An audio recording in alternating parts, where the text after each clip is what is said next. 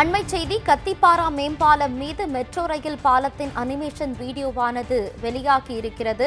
சென்னை கத்திப்பாரா மேம்பாலம் மீது 120 மீட்டர் சுற்றளவு கொண்ட கூர்மையான வளைவில் மெட்ரோ ரயில் மேம்பாலமானது கட்டப்பட்டுள்ளது. இந்தியாவிலேயே மிக நீளமானதாக இருக்கும் கத்திப்பாரா மேம்பாலம் மீது சென்னை மெட்ரோ ரயில் கட்டுமான பணிகள் தீவிரமாக தற்போது நடந்து வருகின்றன. இது குறித்த அண்மை செய்தியை தற்போது நாம் பார்க்கிறோம். கத்திப்பாரா பகுதியில் தண்டவாளங்கள் தரைமட்டத்திலிருந்து 31 மீட்டர் உயரத்தில் அமைக்கப்படுகிறது. பின்னர் சுரங்கப்பாதை வழியாக தரையை அடைந்து அங்கிருந்து கத்திப்பாரா மேம்பாலம் மெட்ரோ வழித்தடம் 1 மற்றும் 2 வழியே செல்கிறது. இது குறித்த அண்மை செய்தியை பார்க்கிறோம். கூடுதல் விவரங்களோடு செய்தியாளர் தீபா இணைகிறார். தீபா, வணக்கம். கூடுதல் விவரம்.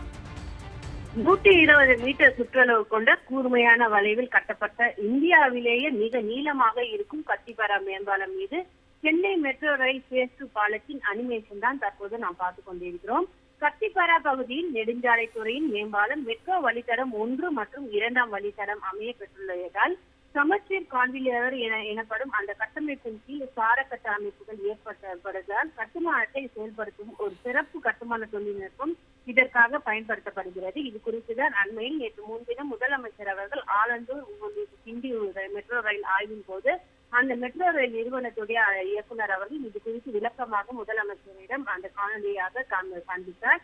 இது குறித்துதான் தற்போது நாம் பார்த்துக் கொண்டிருக்கிறோம். கத்திப்பாரா பகுதியில் 120 மீட்டர் அளவு வலையுடன் 5 தொடர்ச்சியான PSM அமைக்கப்பட உத்தேசிக்கப்பட்டுள்ளது. குறிப்பாக தண்டவாளங்கள் தரை மட்டத்திலிருந்து 30 மீட்டர் உயரத்தில் அமையப்பட இருக்கிறது. அந்த காட்சிகளை பார்த்துக் கொண்டிருக்கோம்.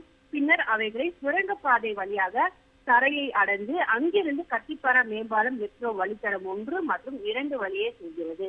மொத்த PSM நீளம் என்று சொல்லப்படுகின்ற அந்த தொழில்நுட்பம் 413 மீட்டர் என்றும் மொத்தம் 6 தூண்கள் மற்றும் 10 தூண்கள் இடையிலான அந்த கூறுகள் கொண்டதாக அமையப்பட இருக்கிறது. இதுவரை பார்த்தீர்கள் என்றால் 80 கூறுகளில் 30 கூறுகள் முழுமையாக கட்டி முடிக்கப்பட்டுள்ளது. இந்த கத்திப்பாராவில் வருகின்ற டிசம்பர் 20 மாதத்திற்குள் ஆலந்தூர் வரையிலான வழித்தட பகுதி முடிவுறும் என கணக்கிடப்பட்டுள்ளது.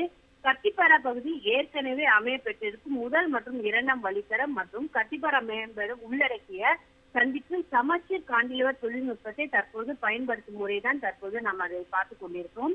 இந்த கட்டுமான பணிகள் மேற்கொள்வதில் உள்ள சவால்கள் குறித்துதான் நேற்று முன்தினம் முதலமைச்சரிடம் அந்த மெட்ரோ ரயில் நிறுவனத்துறை இயக்குநர் விளக்கமாக தெரிவித்திருந்தார்.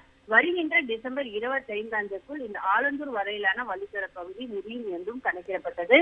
அதற்கான அனிமேஷன் தான் தற்போது நாம் பார்த்துக் கொண்டிருக்கிறோம். தகவல்களுக்கு நன்றி தீபா.